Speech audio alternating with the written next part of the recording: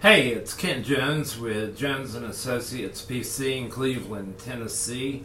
We service Hamilton County, Bradley County, McMinn County, Polk County, Marion County, and we go outside those areas at times on an as-needed basis. Today I want to talk to you about a criminal law subject, and it is violation of probation. You wouldn't believe it if you're not into this area yet, but this occurs quite often, and the penalties are very strict, can be, but generally what happens is this. Let's say that you had a felony conviction for possession and resale of controlled substance. You were convicted or pled guilty and served your time. However, in sentencing, you were entitled to a length of time period of parole. Well, parole is sentencing, but it's an effort to keep you out of jail.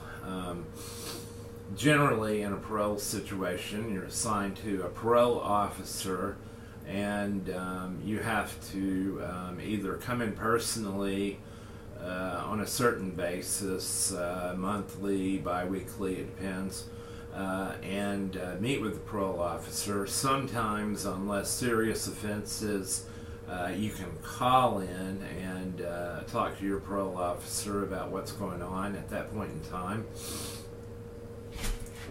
But there are restrictions, and particularly on the walk-in situations, you can be tested for drugs or alcohol, and if you're found to have those in your system, you're guilty of violation of probation. Your probation officer pretty much has wide discretion on what type of penalties that he or she can suggest for you, and it depends on probation officer to probation officer as to what those suggestions are going to be. It also depends on your record of compliance, it depends on your relationship with that person, and many other factors. But just to make you aware, if you get seriously into violation of probation issues and have done it more than one time, and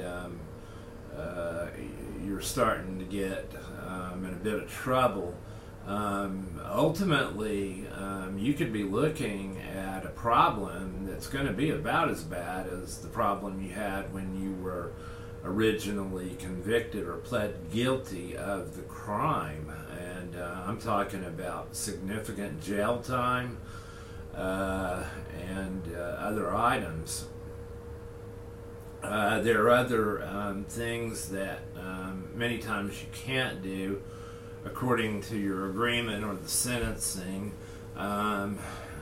Firearms, you can't have firearms, drugs. There can be a laundry list of things, and you can run into weird situations.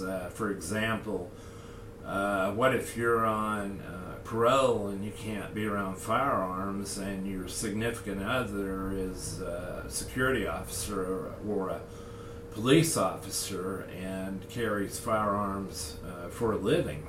That makes it pretty tough, and those situations really need to be handled up front with the judge when the sentencing is done.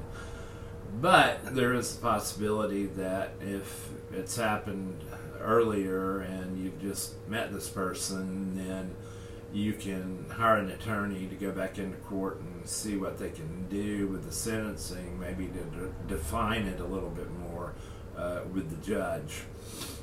Now, if you're getting along with the parole officer, it's possible as a first option, to talk to he or she about the situation and see if anything can be done with it at that level. we're at 140 North Ocoee Street in Cleveland, 37311. If you have any questions. My email is joneslaw08@gmail.com, and you can send anything confidentially. My phone number is 423-424-6208. Bradley N. Wilson is of counsel with the firm, and you can reach him at brad@bradleywilsonlaw.com. If you don't catch either one of us, please leave a detailed, confidential message. We'll get back in touch with you ASAP and set up a meeting and see where we can go from there.